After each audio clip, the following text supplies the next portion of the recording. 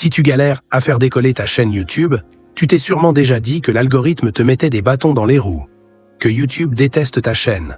Mais la vérité, c'est que ce n'est pas totalement vrai. Mieux encore, le changement de l'algorithme YouTube en 2026 pourrait être la meilleure opportunité jamais créée pour les petites chaînes. À une seule condition, savoir comment l'utiliser correctement. Et justement, dans cette vidéo, je vais te montrer exactement comment en tirer profit. La bonne nouvelle, c'est qu'en 2026, YouTube donne un véritable coup de pouce aux petits créateurs. Aujourd'hui, tes vidéos peuvent te toucher beaucoup plus de nouvelles personnes qu'avant. Et ce n'est pas une théorie. On observe ce changement depuis déjà plusieurs mois. De plus en plus de petites chaînes apparaissent sur les pages d'accueil, avec des performances bien supérieures à ce qu'on voyait auparavant. Alors si tu te demandes pourquoi ta chaîne, à toi, n'en fait pas encore partie, la réponse est simple. Certains créateurs déclenchent là des signaux précis que l'algorithme adore et que la majorité ignore. Dans cette vidéo, je vais donc t'expliquer comment l'algorithme analyse réellement ton contenu, signaux clés que tu peux utiliser pour le mettre de ton côté. Comment l'algorithme teste tes vidéos? Quand tu publies une nouvelle vidéo, YouTube ne la montre jamais directement à des milliers ou des millions de personnes. À la place, il lance ce qu'on appelle une microphase de test. Dans un premier temps, ta vidéo est montrée à ton audience principale, tes abonnés et les personnes qui regardent régulièrement ton contenu. YouTube observe alors plusieurs choses. Est-ce que les gens cliquent? Est-ce qu'ils regardent la vidéo assez longtemps?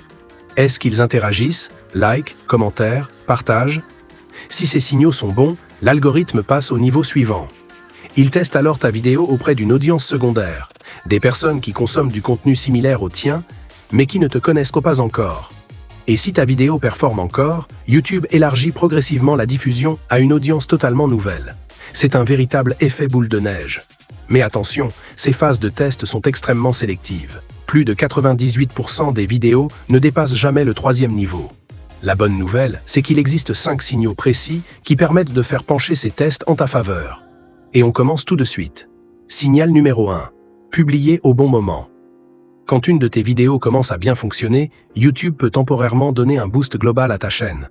Si une vidéo affiche une meilleure rétention, plus de vues que d'habitude, un engagement plus fort, alors l'algorithme peut accorder une priorité temporaire à ton contenu.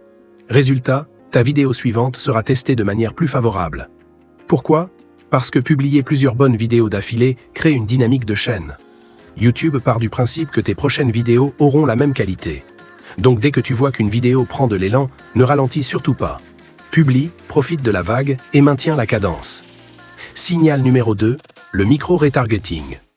Depuis la dernière mise à jour, YouTube ne sépare plus les formats. Les shorts, les posts communautés et les vidéos longues sont désormais totalement connectés. Si quelqu'un regarde un short de ta chaîne ou interagit avec un post, YouTube va automatiquement lui recommander ton contenu long. Comment exploiter ça intelligemment?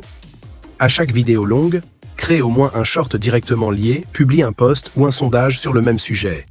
Plus il y a d'interactions, plus YouTube comprend que le sujet intéresse, et plus ta vidéo longue sera mise en avant. C'est une boucle de trafic interne extrêmement puissante. Signal numéro 3, le parcours de visionnage YouTube ne recommande jamais des vidéos au hasard. Il recommande des vidéos qui s'enchaînent naturellement. Si un spectateur regarde une vidéo d'un gros créateur de ta niche, puis clique sur la tienne juste après, et qu'il apprécie ton contenu, YouTube crée une connexion directe entre vous. C'est ce qu'on appelle le parcours de visionnage.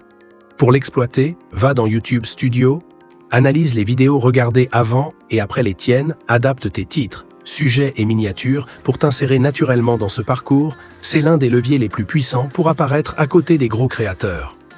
Signal numéro 4, les tendances. L'algorithme analyse en permanence les sujets populaires, les événements saisonniers, les recherches en hausse. Si tu publies sur un sujet que les gens cherchent déjà, YouTube teste ton contenu beaucoup plus rapidement. Le vrai secret n'est pas de publier plus, mais de publier au bon endroit, au bon moment. C'est exactement sur ce principe que j'ai construit une nouvelle niche qui m'a permis d'atteindre la monétisation très rapidement sans jamais montrer mon visage. Signal numéro 5. L'autorité thématique. En 2026, YouTube valorise plus que jamais l'expertise. Si tu parles de tout et de rien, l'algorithme ne sait pas à qui te recommander. Mais si ton contenu repose sur un thème clair, YouTube te considère comme une source fiable. Choisis un pilier principal et décline-le sous différents angles.